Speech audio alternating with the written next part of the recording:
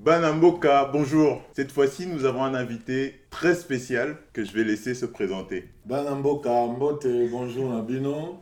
Merci Nabino. Kolanda biso, ndenge toko lobela maramba musala oyangai ya art. Donc naza Ediekete, artiste plasticien. Merci beaucoup Banamboka, tuyambio lelo awa. C'est pour la biso nyonso.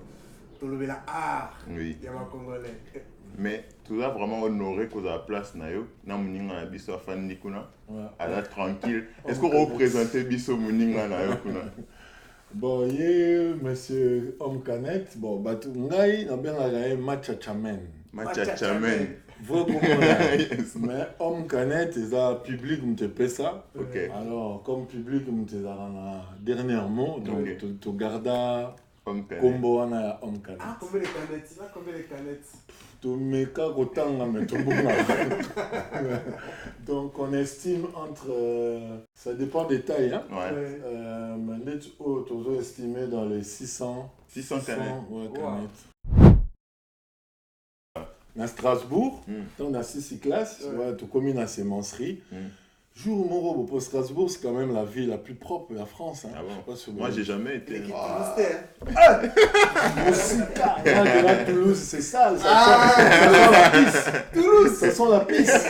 Oui, la ville rose. Oui, ça sent la pisse. Ça sent la pisse. Il n'y a pas beaucoup d'arbres. Là-bas, il y a à Strasbourg, c'est propre. C'est l'Allemagne là-bas. Voilà, c'est l'esprit allemand. C'est l'esprit allemand. C'est très propre.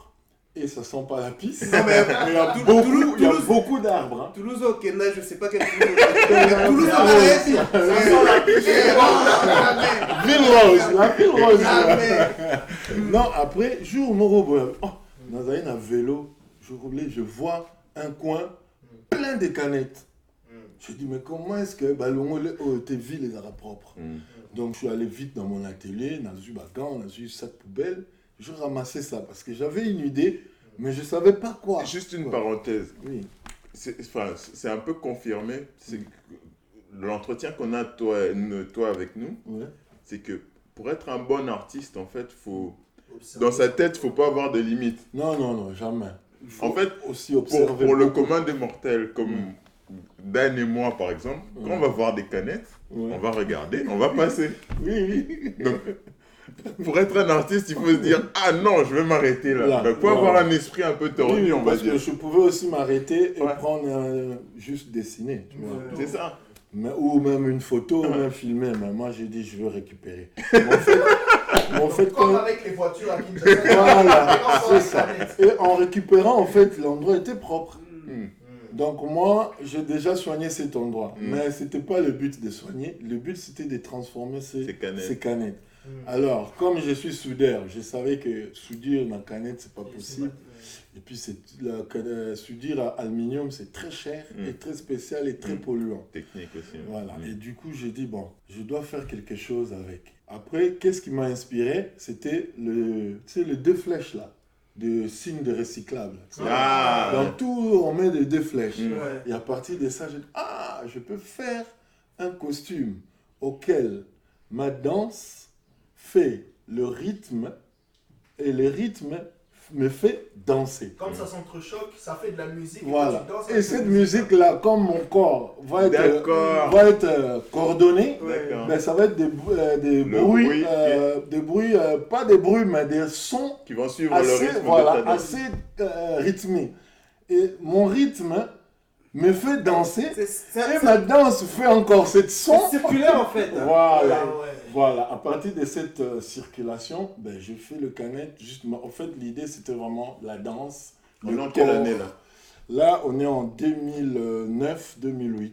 D'accord. Voilà, 2009. C'était vraiment expérimental. Donc, j'ai commencé avec les chambres à air.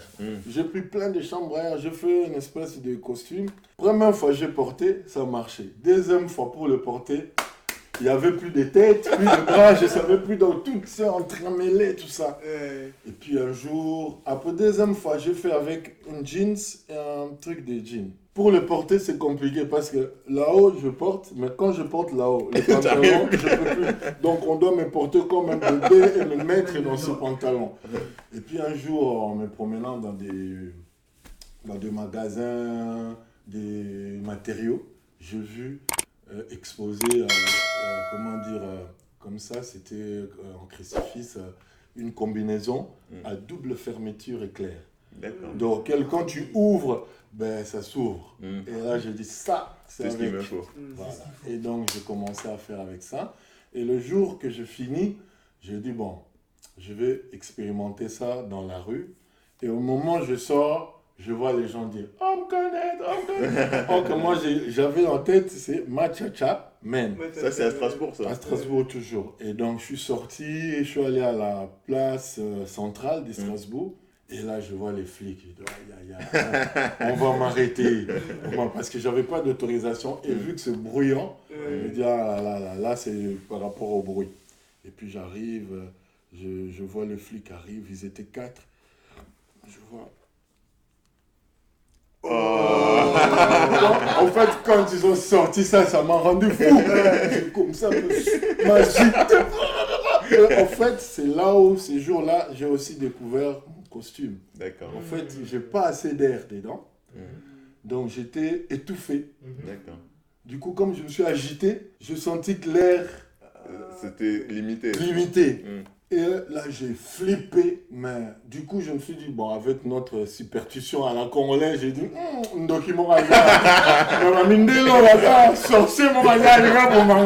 du coup, j'ai eu peur, en fait, en bloquant. Quand je fais ça, en fait, j'avais un coup d'air qui est rentré. Et là, je me suis dit, en fait, c'est un truc, il faut s'agiter et il faut savoir s'arrêter. D'accord. Pour ne pas avoir peur de mourir. Et donc, quand j'ai pris assez d'air... Et ce machacha-là, ça avait pratiquement la même forme que ça. Oui. Et la technique, c'est la même. Tu n'avais pas encore... Là, j'avais pas ça, mais j'avais un autre masque. Celui-là, c'est pas l'originel. Non, ça, j'en ai plein depuis que j'ai fait ça. Et le premier, il est où? Le premier, il est détruit, je sais pas où il est. Mais comme c'est recyclable, c'est bien aussi. Donc, c'est éphémère, on va dire.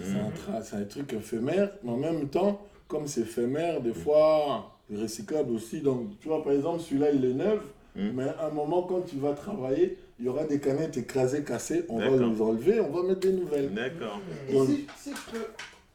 Ces canettes ici, comment elles sont assemblées? Ah bon, ça c'est le mystère. Tu sais, il y a des artistes aussi qui me demandent ça, donc c'est bien, on va entretenir. Vous allez les voir, mais je ne veux pas le dire. Ça sera entre nous. Donc du coup, voilà, après quand j'ai pris l'air, je dis, en fait, ça, il faut savoir. Donc chaque fois, les gens qui portent ça, je leur dis, parce que, genre au Congo, les gens ils disent que parce qu'en fait ils se sentent ce que moi j'ai senti, ils ressentent ça. Ils le sentent aussi. Donc c'est vraiment un costume qui est très mystique. Et en fait, par rapport à la référence dont moi je n'avais pas cette référence, ça je l'avoue, mais c'est des spécialistes des arts qui m'ont dit, mais tu sais que ton costume il ressemble à quoi? Static Kiss.